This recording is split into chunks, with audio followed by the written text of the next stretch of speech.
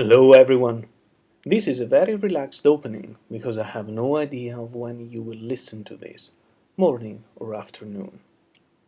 I would like to thank Elena for giving me the chance to speak here, and I would also like to apologize for not being able to be in Galati in person. I sure hope I will have the chance to visit Galati soon again. In the meantime, I hope this little video can be an acceptable alternative. We will talk about thinking and how important clear and good thinking is. In the beginning, I tried to put down a list of tools to use and mistakes to avoid. Then I realized it would have been a mistake.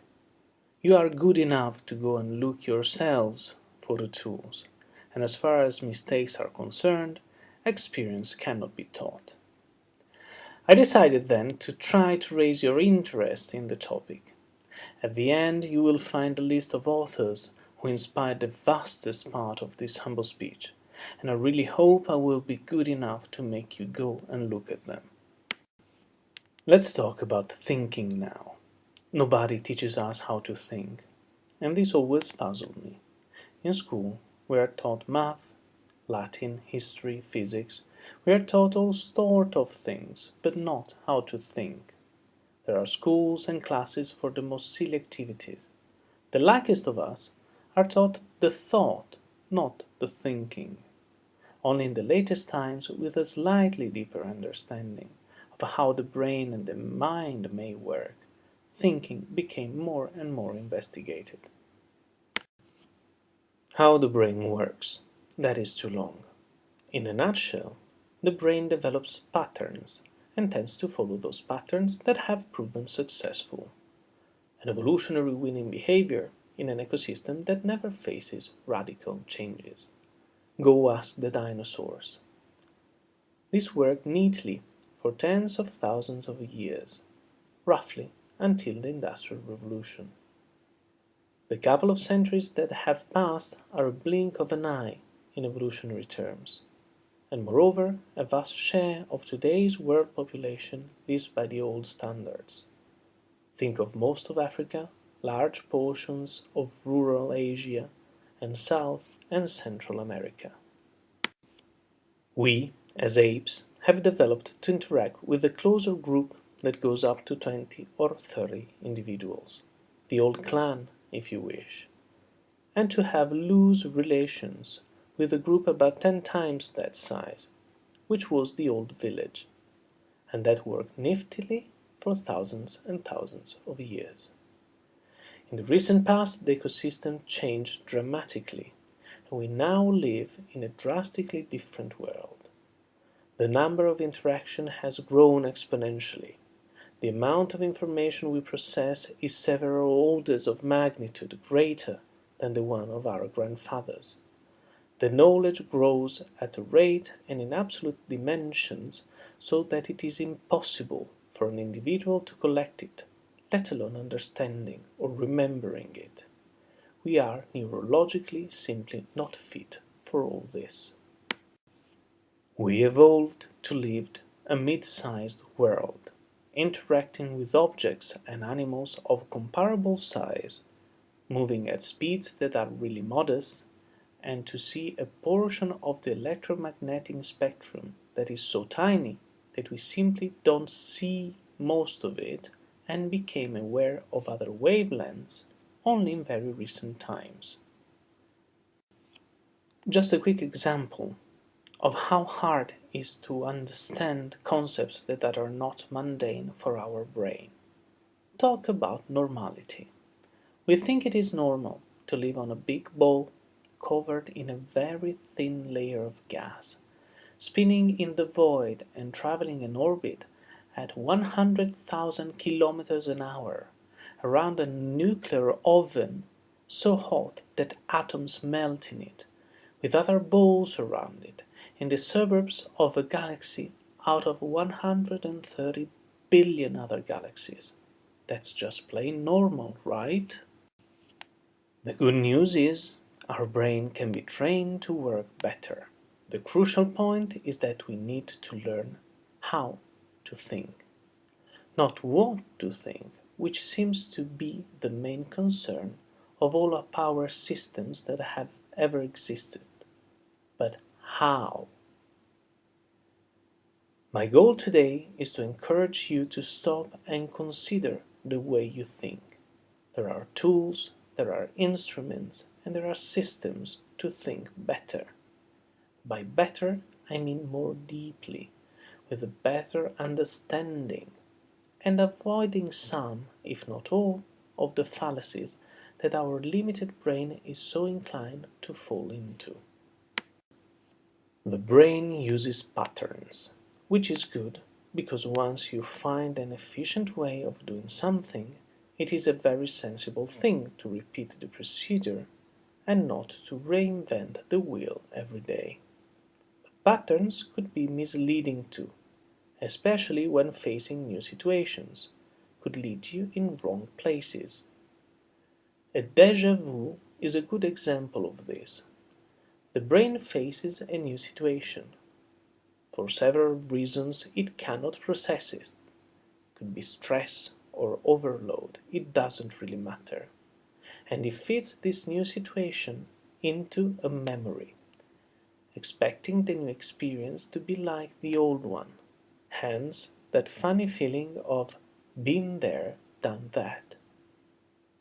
It is an illusion not different conceptually from optical illusion. Even when an illusion is explained and rationally you understand how it works, the eye still falls into the trick. You have been taught to do or not to do something, and you repeat this pattern. Believing authority, mommy, the teacher, the chief of the village, is an advantageous evolutionary trait in the childhood, as they teach you the basics. After that, it is useful again in evolutionary terms that you follow the rules and comply with them, because this keeps the group solid and stable. Unfortunately, this makes you stupid too. And from the perspective of the group, this is quite a good thing. A clever independent thinker creates a disorder in the group, and usually the clever individual is really bright in many ways, but makes the biggest of all the mistakes. He thinks that his fellows are intelligent too. Wrong. And the most dangerous individual is not a supervillain, but a stupid who thinks he's intelligent because he's been told so. A healthy approach is to question everything and keep the emotions aside. Emotions rarely suggest the right course of action, and when they do, is by sheer chance. As a side note, it could be interesting for you to try to understand why something makes you emotional. Usually, it is because it affects directly you or something or someone you care about. But again, this might be a good reason to defend yourself, but you need to understand first. Logic is the cornerstone of clear thinking. It is a method, a mean and not an end in itself. It is exciting and powerful, and being a scientific discipline, it responds to the peer review and the falsifiability, which is one of the key differences between good and solid arguments and weak and silly beliefs, which declare themselves true despite the facts. The worst enemy of logic, you will be glad to hear, is yourself. You and your ideas, those inculcated in your younger years, those you are emotionally attached to, are your worst enemies. Get rid of those mental chains, and you will see the world as it is. It's like the red pill and the blue pill in the Matrix movie. You have to choose what fits you best. A couple more key points. You don't discuss to prove yourself right, but to understand. The goal is not winning an argument. That is the job of lawyers. Your job as a thinker is to understand. Another big mistake people make is to treat ideas like assets. Most people are uncomfortable and even afraid of giving up an idea. This is an utterly stupid behavior because you force yourself into a wrong or weak position for no return other than self-reassurance. Some like it, but the price seems a bit too high to me. The drive, the true goal of a thinker, a good one, is to investigate and search for the truth, the facts, and the correlations. No obstacle should drift him from his goal. No personal beliefs, no hopes, no ideas should interfere with the sincere search for truth. It takes strength, it takes courage, it takes guts to face the world. You may not like what you find, but you will know you face the facts, and you will be mentally free. Hey, think about it. Thank you all. I hope you enjoyed this little speech. And now, the big players.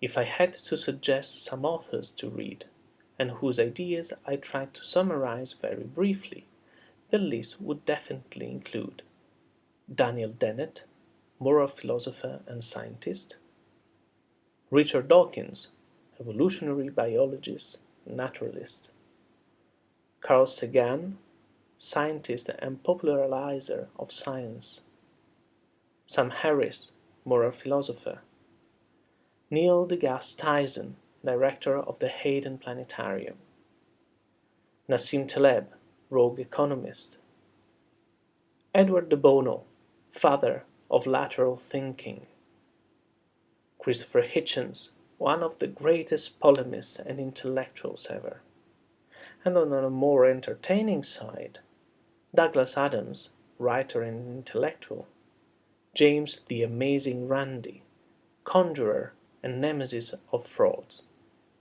Go and check them out. If you like this speech, they're much, much better.